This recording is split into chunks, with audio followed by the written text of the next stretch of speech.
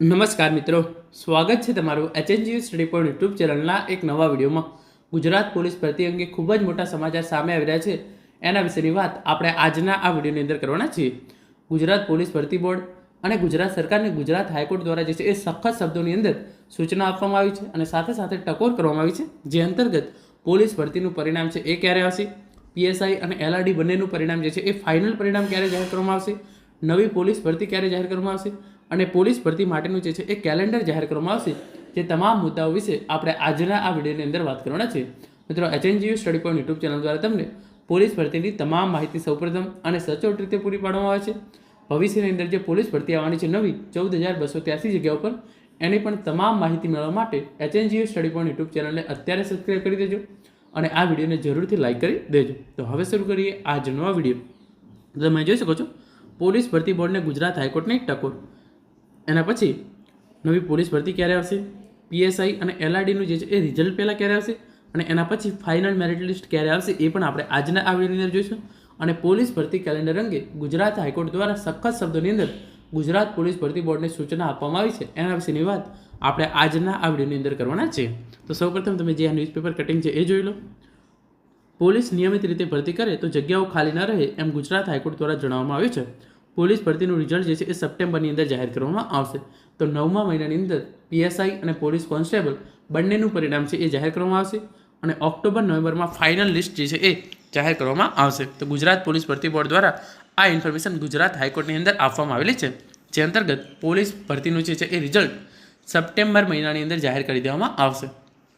જે અંતર્ગત પીએસઆઈ અને એલઆરડી બંનેનું જે છે એ ફાઇનલ પરિણામ ઓક્ટોબર-નવેમ્બરની અંદર આવશે. ફાઇનલ લિસ્ટ એટલે કે જે ઉમેદવારો ઓલરેડી સિલેક્ટ થઈ ગયા છે એમનું મેડિકલ, ડોક્યુમેન્ટ વેરિફિકેશન તમામ પ્રક્રિયા પછી ઓક્ટોબર-નવેમ્બરની અંદર જે છે એ ફાઇનલ પરિણામ જાહેર કરવામાં આવશે અને એના પહેલાં રિઝલ્ટ જે છે એ સપ્ટેમ્બર મહિનાની અંદર જાહેર કરી દેવામાં આવશે પીએસઆઈ અને એલઆરડી બંનેનું. વિગતવાર આપણે જોઈએ તો સૌપ્રથમ તમે એ જોઈ લો. રાજ્યમાં પોલીસ બેડામાં ભરતી મામલે હાઈકોર્ટ સમક્ષ ચાલી રહેલા કેસમાં ચીફ જસ્ટિસની ખંડપીઠે સરકારને વધુ એકવાર એવી ટકોર કરી હતી કે પોલીસ વિભાગમાં ભરતી માટે કેલેન્ડર બનાવો.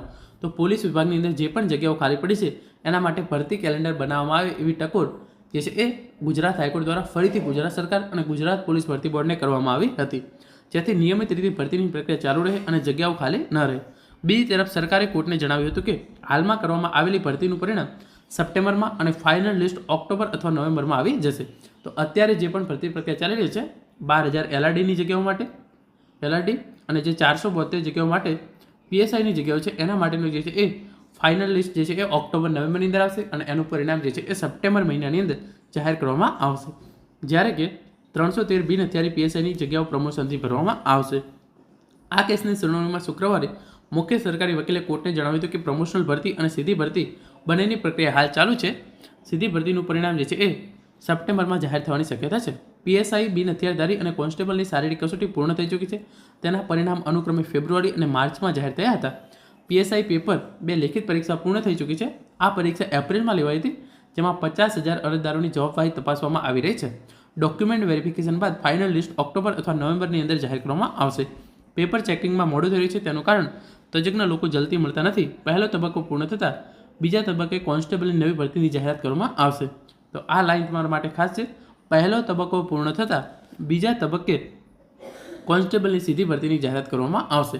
તો આ તબક્કો જે છે એ પૂરો થઈ જશે. 12,000 જગ્યાઓ માટે જે કોન્સ્ટેબલની ભરતી પ્રક્રિયા અત્યારે ચાલી રહી છે એના પછી જ નવી 14,283 જગ્યાઓ પર નવી પોલીસ ભરતી કરવામાં આવશે. તો આ ભરતી પ્રક્રિયા ક્યારે પૂરી થશે? સપ્ટેમ્બરની અંદર એનું પરિણામ આવશે. એના પછી ડોક્યુમેન્ટ વેરિફિકેશન થશે, એના પછી મેડિકલ, એના પછી નિમણૂક પત્ર એનાયત અને એના પછી ફાઇનલ મેરિટ લિસ્ટ. આ તમામ ફાઇનલ મેરિટ લિસ્ટ, એના પછી નિમણૂક પત્રો એનાયત. તો આ તમામ ભરતી પ્રક્રિયા પૂરી કરતાં નવેમ્બર અથવા ડિસેમ્બર મહિનો જે છે એ પૂરો થઈ જશે અને આ જે છે એ પ્રથમ તબક્કો પૂરો થાય એના પછી જ બીજા તબક્કાની ભરતી પ્રક્રિયા છે એ શરૂ કરવામાં આવશે, એમ જે છે એ જણાવવામાં આવેલું છે. તો નવી ભરતી જે છે એ ડિસેમ્બર 2025 સુધી આવે એવી શક્યતા જે છે એ અત્યારે લાગતી નથી. જાન્યુઆરી કે પછી ફેબ્રુઆરી મહિનાની અંદર નવી ભરતીની જાહેરાત કરવામાં આવી શકે છે, કારણ કે આ ભરતી પ્રક્રિયા પૂરી થતાં ડિસેમ્બર મહિનો જે છે એ મને લાગે છે ત્યાં સુધી ઓલરેડી પૂરો થઈ જશે અને એના પછી જ જે છે એ નવી પોલીસ ભરતી જાહેરાત થશે. પ્રમોશનલ ભરતીમાં આજથી 1 વર્ષ પહેલાં 7,725 જગ્યાઓ પ્રમોશન માટે ખાલી હતી, જેમાંથી 6,589 પોસ્ટ ભરાઈ ચૂકી છે, જ્યારે બાકી 36 પોસ્ટ ખાલી છે. બિનહથિયારી પીએસઆઈની 303 313 પ્રમોશનલ પોસ્ટ માટે 26 જૂને જાહેરાત બહાર પડાઈ છે.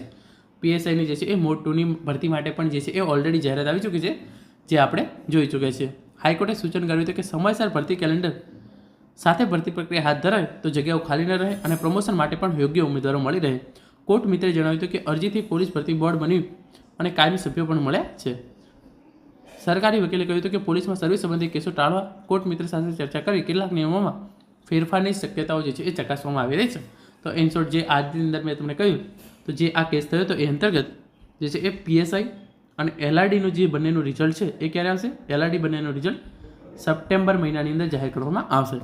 રિઝલ્ટ સપ્ટેમ્બર મહિનાની અંદર, અને જે ફાઇનલ મેરિટ લિસ્ટ એટલે કે જે ઉમેદવારોનું સિલેક્શન થયું છે, મેડિકલ, ડોક્યુમેન્ટ વેરિફિકેશન, એ તમામ પ્રક્રિયા પછી એ જે છે એ ઓક્ટોબર અથવા નવેમ્બર મહિનાની અંદર જાહેર કરવામાં આવશે.